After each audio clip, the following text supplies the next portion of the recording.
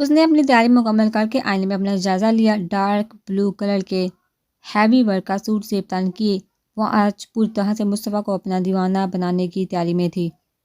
اب اسے شدت سے مصطفیٰ کے آنے کا انتظار تھا اور اس کے چہرے کے تاثرات کا سوچ کر وہ حورین کے ہونٹوں پہ ایک شرمیلی سی مسکراہٹ ٹھہری مسکراتے ہوئے اس نے ڈریسنگ پہ رکھی اپنی چوڑیوں کو پہننے کے لیے جیسے ہی ہاتھ بڑھایا، دروازے پہ ہونے والی دستک پہ اس کا ہاتھ اپنی جگہ رک گیا تھا۔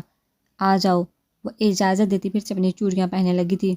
بیگم صاحبہ، یہ آپ کا فون جسے آپ لاؤنج میں بھول گئی تھی، اس پر بہت دیر سے کسی کی کال آ رہی ہے، آپ دیکھ لیجئے۔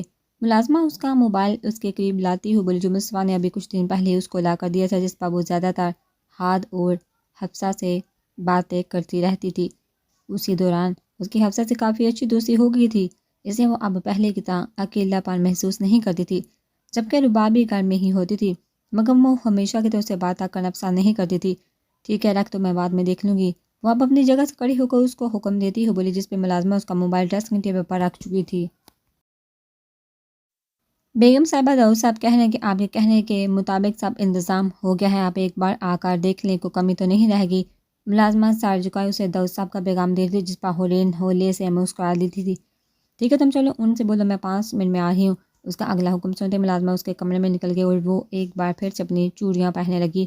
آج اس نے مصطفیٰ کے لیے کینڈل لائٹ ڈنر پلان کیا تھا۔ وہ مصطفیٰ کو سرپرائز دینا چاہتی تھی اور اس کام میں اس نے داؤد صاحب کی مدد سے لان میں انتظام کروایا تھا۔ وہ دونوں جانتے تھے ان کے رشتے کی شروعات صحیح طریقے سے نہیں ہوئی تھی، مگر وہ اب اس رشتے کو مضبوط بنانے کے لیے اپنی پوری کوشش کر رہی تھی۔ اپنی تیاری مکمل کرنے کے بعد ایک آخری بار اس نے آئینے میں اپنا جائزہ لیا اور بیڈ پر پڑا دوپٹہ اٹھا کر اپنے شانوں پر ڈال دی وہ کمرے سے نکلی تھی۔ ابھی اس کے قدم دروازے کی جانب بڑھے ہی تھے جب اس کا ڈریسنگ پہ رکھا موبائل پھر سے بجا سے اس کے بڑھتے قدم کو رک گیا تھا۔ اسکرین پر موجود انجان نمبر دیکھ کر وہ فون کٹ کرنا چاہتی تھی، مگر کچھ سوچ کر اس نے کال ریسیو کی تھی۔ حورین مصطفیٰ شاہ کی سپاہی مردانہ انجان آواز سے اپنا پورا نام سن کر حورین ایک لمحے کے لیے گھبرا سی گئی تھی۔ کون ہے آپ اور میرا نام کیسے جانتے ہیں؟ جانے کہ اس کو اپنے پورے جسم میں کپکپاہٹ سی محسوس ہوئی تھی۔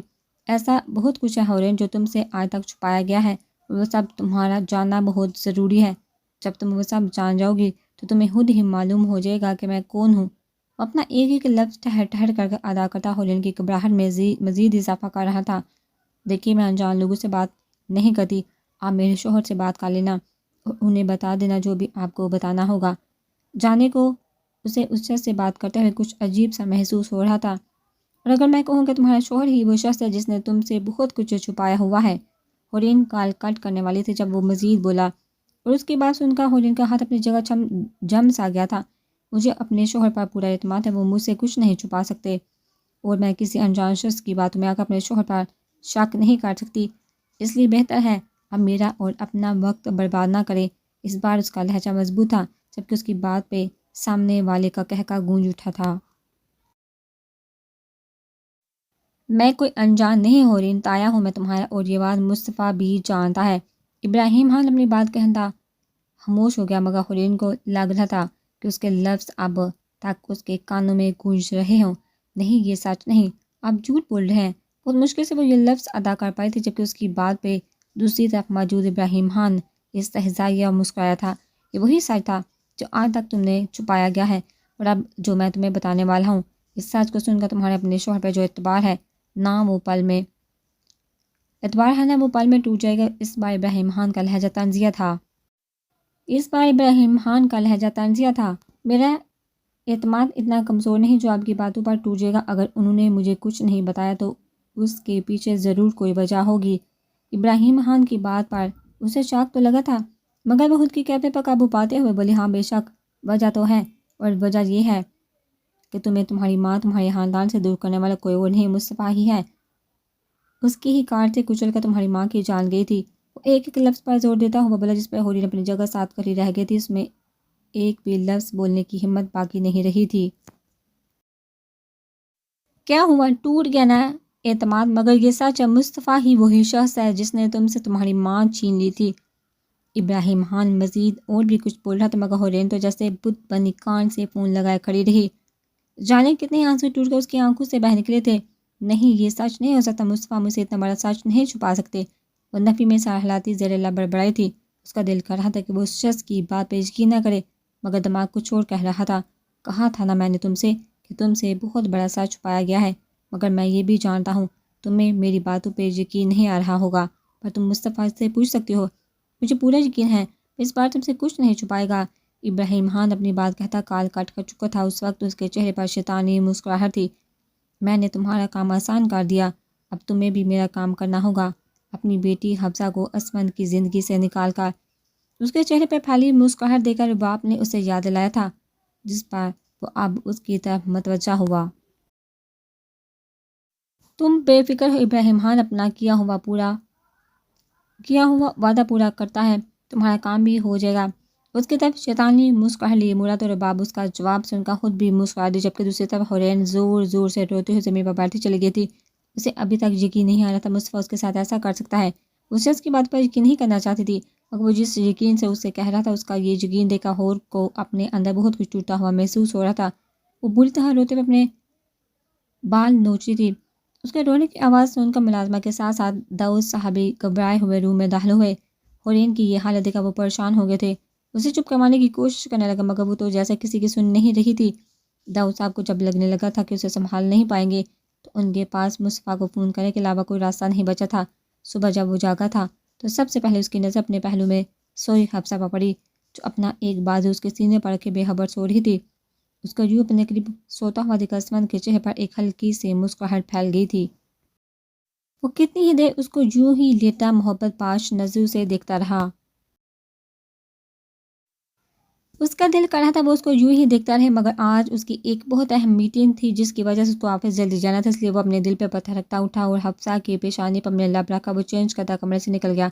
1 گھنٹے بعد جب وہ ایکسرسائز اور جاگنگ کر کے واپس لوٹا تو حفصہ روم میں کہیں نظر نہ آئی۔ وہ فریش ہونے کے لیے واش روم میں جا گھسا۔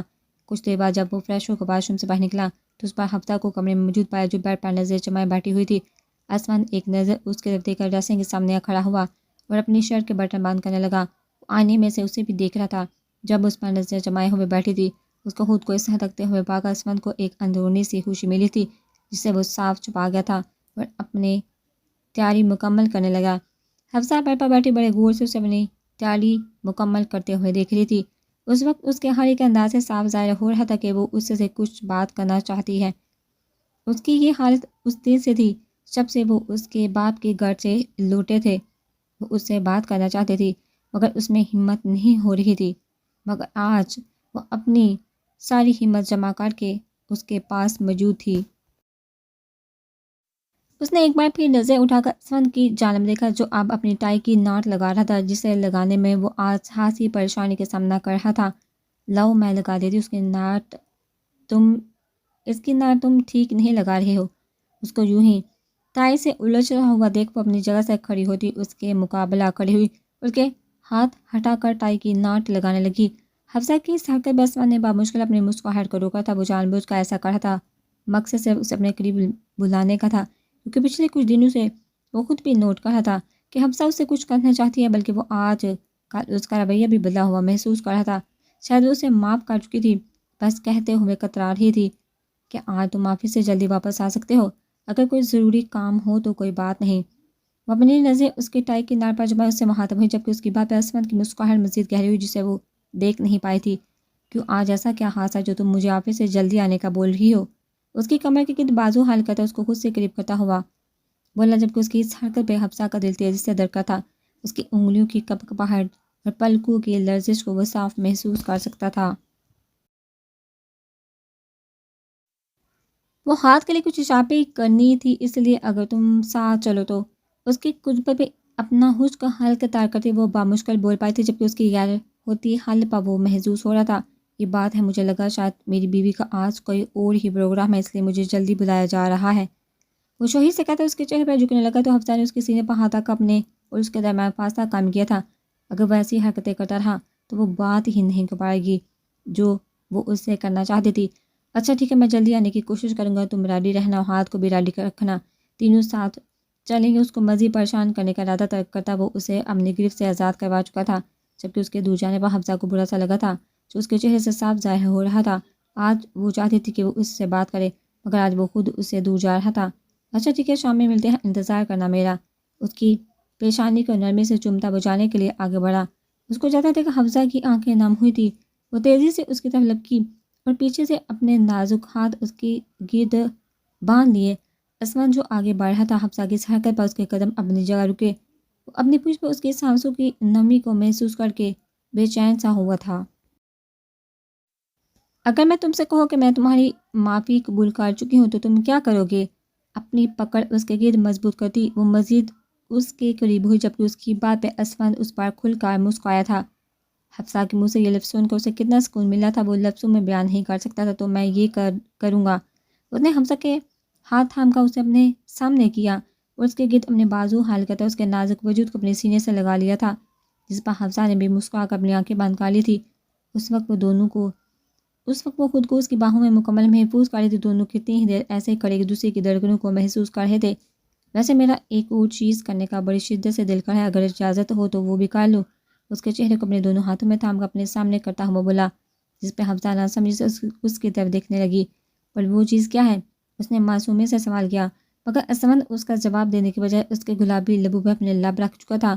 اس کی اس جسارت پہ حفصہ کی آنکھیں پھیل سی گئی تھی۔ اس نے سختی سے اسمند کے کالر کو اپنی مٹھی میں دبوچ لیا۔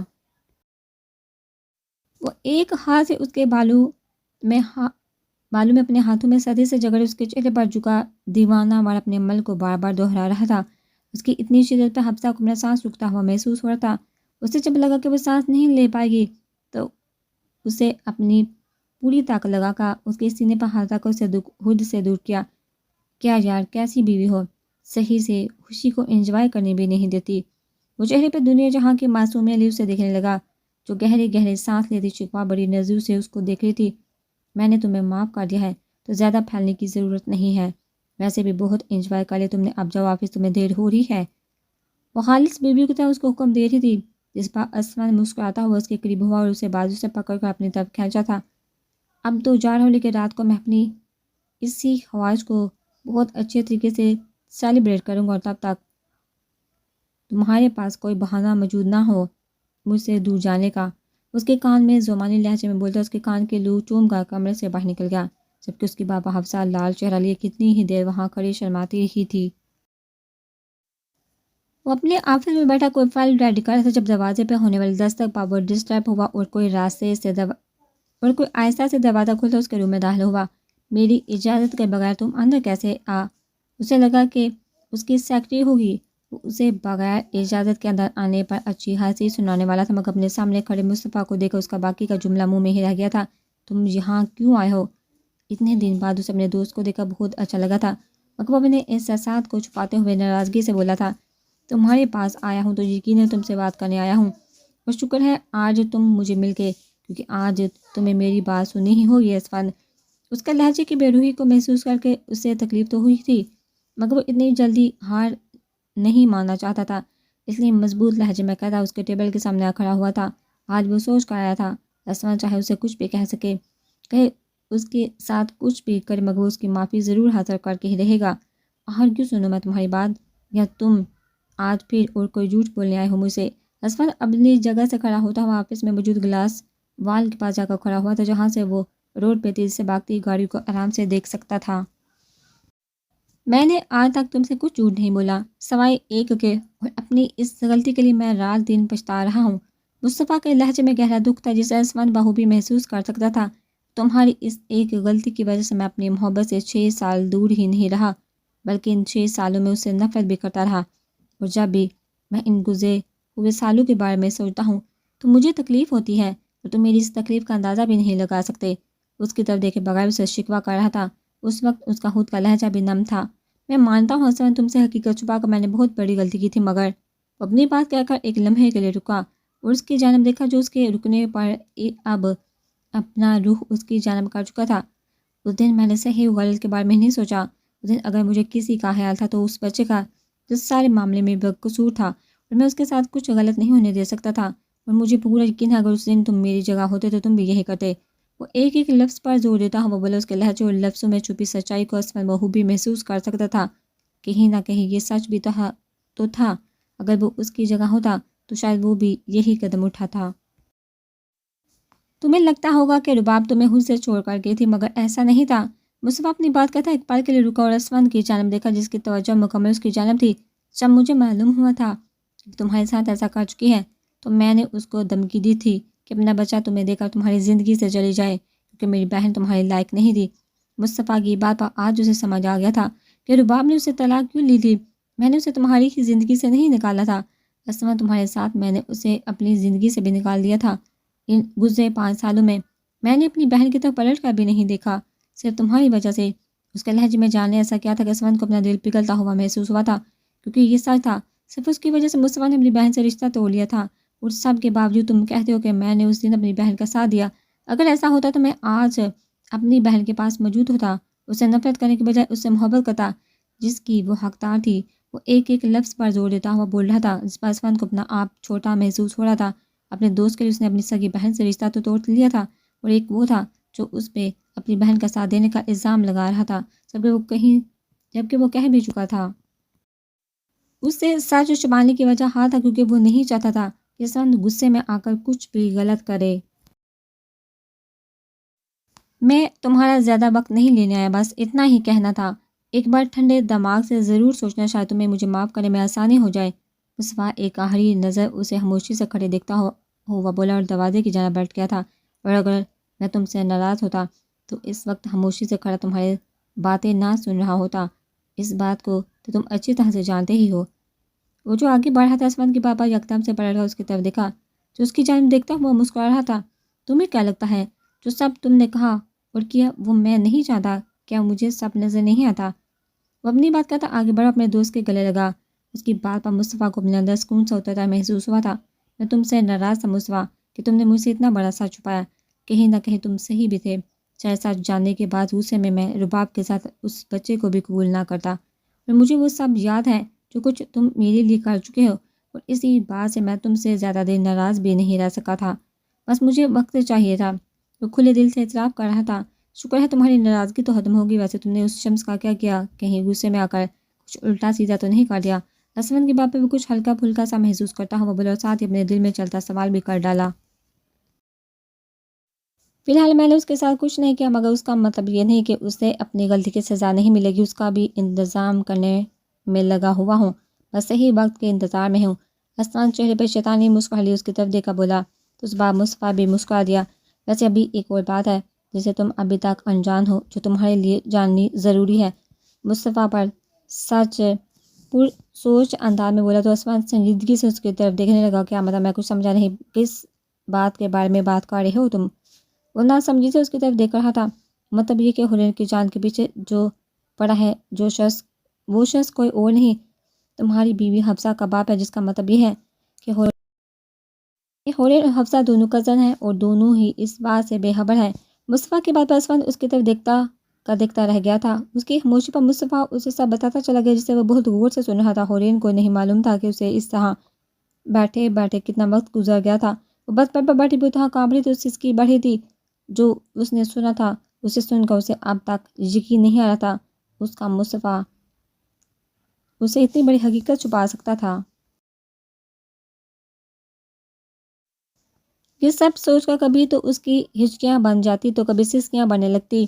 وہ نہ جانے کتنا وقت یوں ہی بیٹھی رہتی کہ جب ان کے کمرے کا دروازہ ایک جھٹکے میں کھلا اور دیوار سے جا ٹکرایا۔ مصطفیٰ بھاگتا ہوا اس کے پر لپکا تھا۔ وہ بہت ضروری میٹنگ میں تھا جب داؤد صاحب کے فون پہ وہ اپنی میٹنگ کو بیچ میں چھوڑ کر وہاں سے فوراً نکلا۔ حرین کی حالت دیکھ کر مصطفیٰ کو ایسا لگا تھا کہ مانو کسی نے اس کے دل پہ چھریاں چلا دی ہوں۔ بال پوری طرح بکھرے ہوئے تھے، کاجل آنکھوں سے بہہ کر رخسار پہ پھیل چکا تھا، آنکھیں مسلسل رونے کی وجہ سے سرخ ہو چکی تھی۔ مصطفیٰ سے خور کی یہ حالت دیکھی نہیں جا رہی تھی۔ حرین میری جان کیا ہوا؟ ایسے کیوں رو رہی ہو؟ کسی نے کچھ کہا تم سے؟ اس کا چہرہ مضبوطی سے اپنے ہاتھوں میں تھام کر مصطفیٰ نے بہت محبت بہت بے قراری سے اسے پکارا تھا، مگر وہ یوں ہی اپنے گھٹنوں کے گرد بازو لپیٹے ویسے ہی بیٹھی رو رہی تھی۔ حرین میں تم سے کچھ پوچھ رہا ہوں، کیا ہوا ہے تمہیں؟ کیوں اس طرح سے رو رہی ہو؟ اس کی خاموشی پر وہ پھر سے اس سے سوال کر رہا تھا۔ اس بار اس کی آواز میں حکم سا تھا۔ سارا راستہ وہ اسی فکر میں رہا کہ نہ جانے ایسا کیا ہوا ہوگا جو حور آج اس طرح سے رو رہی تھی اور اب ببو سے بتا نہیں رہی تھی تو اس کی بے چینی مزید بڑھ رہی تھی۔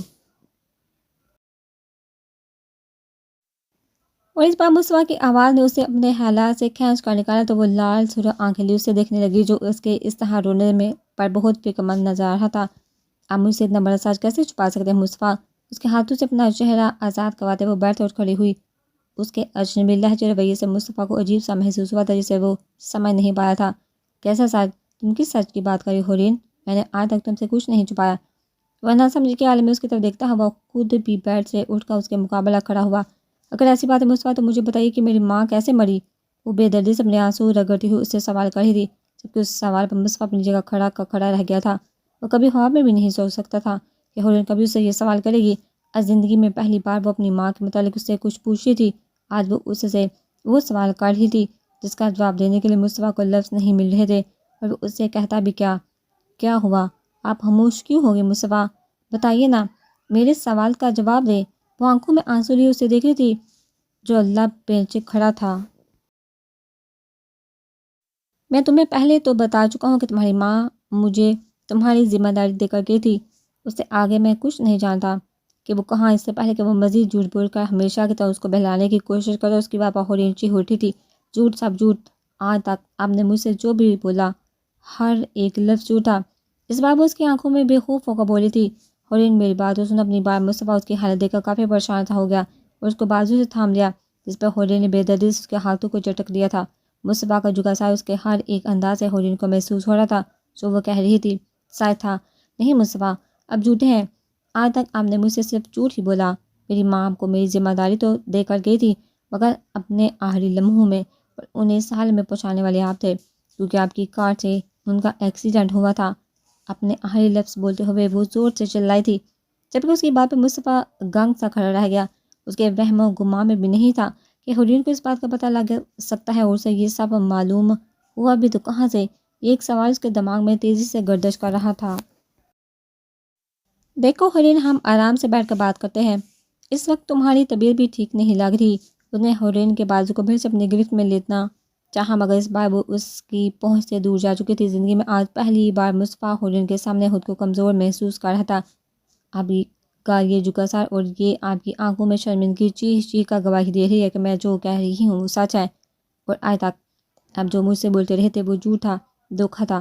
اس کے اور اس کے درمیان فاصلہ بڑھاتی ہوئی اس سے دور جا کھڑی ہوئی تھی۔ اگر آج میرے پاس وہ فون نہ آتا تو مجھے کبھی اس حقیقت کے بارے میں پتہ نہ چلتا، اور نہ یہ معلوم ہوتا کہ میرا کوئی خون کا رشتہ بھی اس دنیا میں موجود ہے۔ میں لاوارث نہیں ہوں۔ وہ مصطفیٰ کی آنکھوں میں آنسو لیے اس کی طرف دیکھ کر بولی تھی جو بے بسی سے اس کو دور جاتا دیکھ رہا تھا، مگر ہورین کے منہ سے ادا ہوئے لفظ پر وہ چونکا تھا۔ کس کے کال کی بات کر رہے ہو تم؟ کس نے بتایا تمہیں یہ سب؟ ہورین کی بات پہ اس بار وہ تھوڑا سخت لہجے میں بولا تھا، جن سے ابھی تھوڑی دیر پہلے مجھے معلوم ہوا کہ میرا کوئی تایا بھی ہے۔ انہوں نے مجھے بتایا، اور اچھا کیا کہ انہوں نے مجھے بتا دیا، ورنہ میں تو زندگی بھر کبھی اس حقیقت سے واقف ہی نہ ہوتی۔ ہورین کی بات پر مصطفیٰ کو سمجھنے دیر نہیں لگی تھی کہ وہ کس کے بارے میں بات کر رہی ہے۔ ابراہیم خان کی اس حق پہ مصطفیٰ نے غصے سے اپنی مٹھیاں بھیج لی تھی۔ ہورین، اس شخص نے تمہیں جو پتا ہے وہ پورا سچ نہیں۔ ایک بار تم میری بات سن لو گی تو تمہیں سب سمجھ آ جائے گا کہ میں نے ایسا کیوں کیا۔ بس ایک بار میری بات سن لو۔ اپنی بات کہتا پھر سے آگے بڑھ، مگر ہورین ہاتھ کے اشارے سے اس کو قریب آنے سے روک چکی تھی۔ میں اب آپ سے مزید کوئی جھوٹ نہیں سننا چاہتی مصطفیٰ، بہت بہلا لیا آپ نے مجھے، جھوٹ بول کر، مگر اب نہیں۔ میں اب آپ کے کسی بھی جھوٹ پہ یقین نہیں کرنے والی۔ سن لیا آپ نے؟ وہ اپنے منہ پر ہاتھ رکھتی روتی ہوئی وہیں زمین پر بیٹھ چلی گئی تھی، جبکہ مصطفیٰ بے بسی سے کھڑا اس کو یوں روتا ہوا دیکھتا رہا۔ اس میں ہمت نہیں تھی اس کے قریب جا کر اسے چپ کروانے کی۔